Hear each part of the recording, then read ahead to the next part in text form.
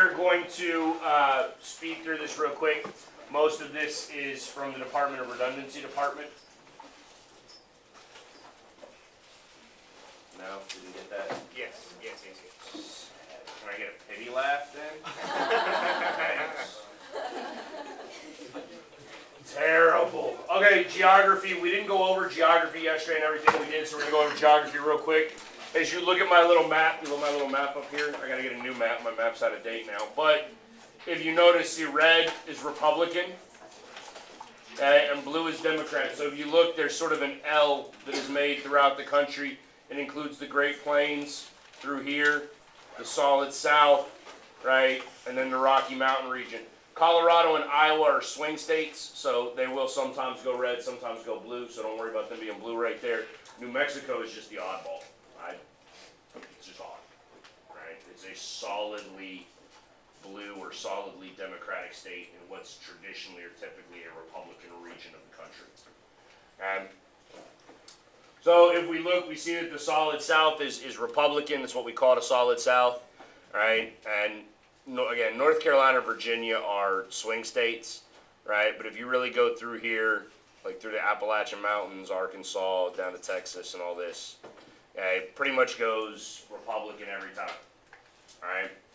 Now, if you understand the history of politics, you know that that was not always the case, right? And then about in the 1960s, there was a shift in sort of political ideologies and allegiances, right? In which case, the Republicans sort of became more the Democrats, and the Democrats sort of became more the Republicans, which is why Republicans love to tell you that, like, Abraham Lincoln, Republican, freed the slaves. Republicans are all about black rights, right? Not really. Okay. So if you go back historically far enough, you'll see that there are differences. We might actually be in the middle of a political shift today. It's hard to tell, but there are people who think that that is the case. Okay? Our New England region up here is solidly Democratic. Okay? Basically, when this becomes Democratic, this becomes Republican, because if we go back far enough, they were basically switched. All right. Rocky Mountains, Republican. Great Plains, Republican. West Coast, uber super liberal. Like, uber super liberal. Okay. To the point where California, I think I told you, is actually attempting to become its own country. All right. Or I think it was Oregon. Oregon basically created a petition that said if California leaves, we're going with them. And they tried to add Alaska, British Columbia, Canada, and Washington to it. Which, if you understand politics, is really, really funny. Because you see Alaska over here? It's about as Republican as it gets. And there's not a chance in hell that Alaska would voluntarily go anywhere with California. I want you to understand the coattail effect as it pertains to elections. Now, you have to realize we're talking about broad generalities here, so ironically, the election that happened 3 months ago is actually not a good representation of everything that we're talking about in terms of generalities, because we see Wisconsin, Michigan, and Pennsylvania. These are Great Lakes states. The Great Lakes vote what? Democrat. Except Trump won because he flipped Wisconsin, Michigan, and Pennsylvania. So obviously there was some stuff going on in 2016 that is that's very different than what some of our standards and our norms are in terms of politics. Okay? One of them is the coattail effect, because the coattail effect didn't really happen in 2016. Okay? The coattail effect is a down ticket effect. And when I say down ticket, I mean at the top. And those of you, who voted in the last election? Anybody in this room? So if you remember when you went into the voting booth, like the very first thing was president, right? Okay, because that's always at the top of the ticket because that's what people care most about, right? And then it goes down from there subsequently over like senator, representative, governor, right? And so you get all the way down at like the bottom, then it's like local judge, sheriff, whatever, okay?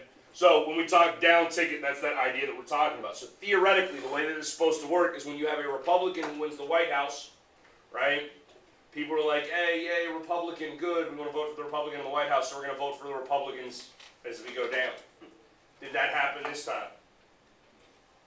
Not in the same manner, the same level that you've seen it happen previously. And in fact, in a state like North Carolina, they had a Republican governor. A Republican won the White House. That Republican governor still lost his re-election bid. What? I don't think that governor is a good example. He kind of Personifies Republican ideologies? He kind of took a knife and just killed himself. But Trump, like Pennsylvania, the senator won on Trump's coattails. Wisconsin, the senator won on Trump's coattails. The state that Trump didn't win of the swing states, New Hampshire, the senator didn't win. The Republican senator. So I looked at the individual states, I looked at the overall numbers. The Republicans did not pick up seats in the Senate. Yeah, but the Republicans. So, I'm but talking that, about what here? states that flip. But here's, all right, so look, if it worked, and it might, like I said, I'd have to go back and look at it. It might have worked in the individual state, okay, but it didn't work in the country as a whole because the Republicans did not pick up seats in the Senate. And I looked at it. The House, they didn't really, I don't think they picked up seats either. I don't think they really lost seats in the House. They didn't pick them up. And in previous elections, the coattail effect can have a significant advantage or a significant impact, okay? At least more so than what we saw this time around. Okay? Could we find individual instances where the coattail effect did happen? Probably. All right, but again, I'm talking in broad generalities here. All right, I do want you to understand this idea of what we call a critical election, because what we had in 2016 is by definition a critical election. And because when we talk about critical elections, we're talking about realignment of sort of long-term standings. And I forget exactly what Paul Ryan said, but I want to say he said it was the first time since 1980 that Wisconsin voted for the Republican candidate. Okay? That is a significant amount of time. Okay? A significant period of time. So when Wisconsin flips, okay, that's what makes this a critical election. It's a changing of those ideologies. Okay? We talked about all this yesterday, so party affiliation is the strongest part or predictor in voting. Okay? This actually goes back to an old adage of what we call straight ticket voting. And so again, I had a couple of people in here that were old enough to vote. Back when I was your age, when I voted in my very first election, okay, that was actually back before the little like touch screen machines, okay, because that's how old I am. And you got an actual, like what looked like a Scantron sheet.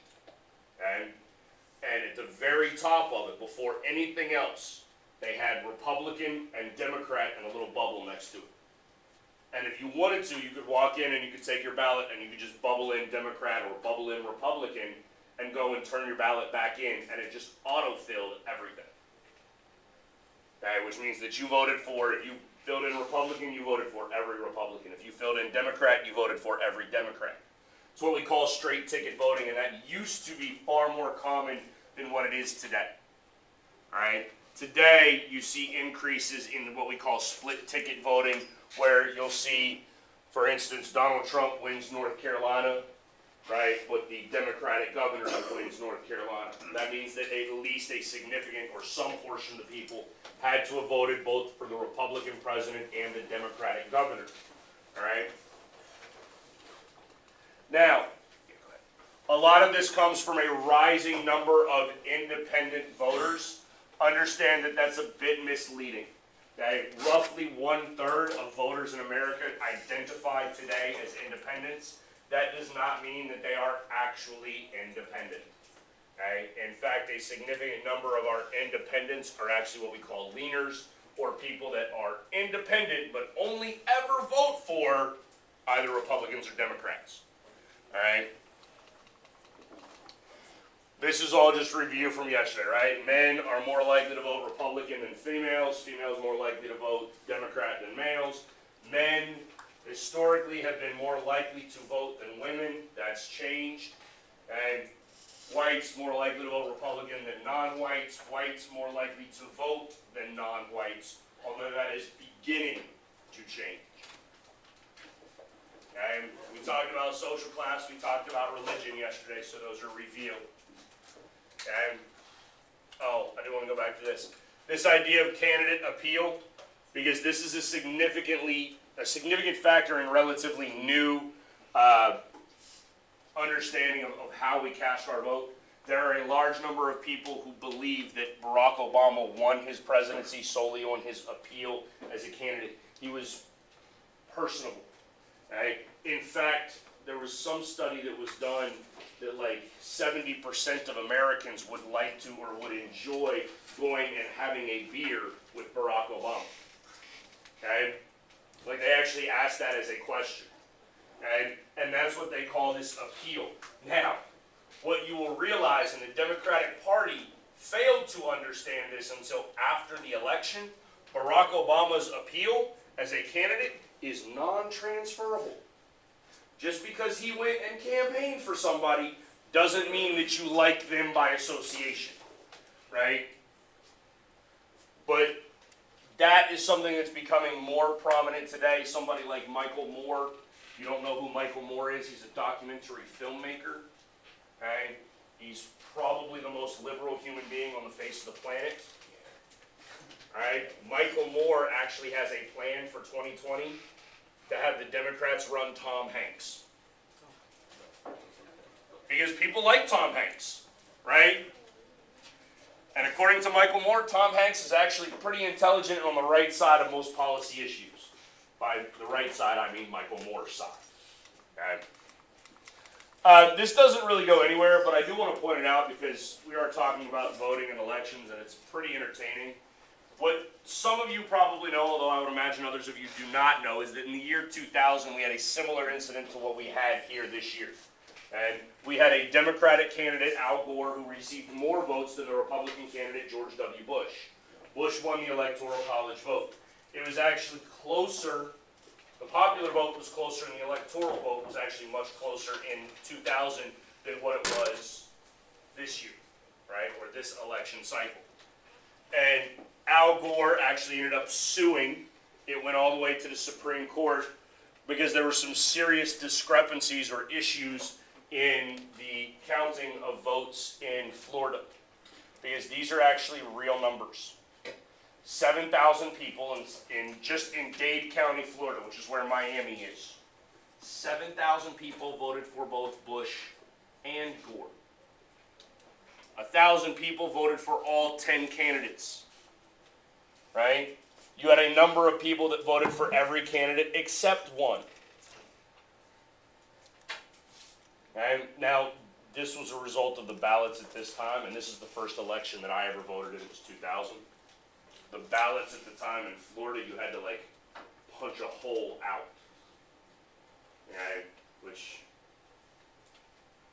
apparently was part of the problem, because I guess it would be easy to punch multiple holes. There's no way to like erase it or switch it, right? But yeah, it ended up going all the way to the Supreme Court, and people have made tons of jokes about it since, right? Because it is pretty comical. All right, we're going to stop there.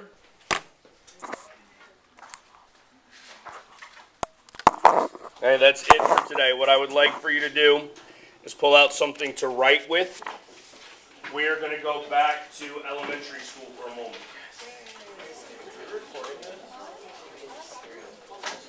On the camera? Or who? That doesn't matter who I'm recording it for. What if I said I'm recording it for me? My goal in life is to be able to stop teaching. Literally just sit there and hit play. Really? No. I'm so narcissistic that I just like listening to the sound of my own voice. I take my recorded lectures home and just run them on repeat for my one and a half year old daughter. By the way, have you not figured out that you can take very few things I say seriously? Okay, back to elementary school. Ready?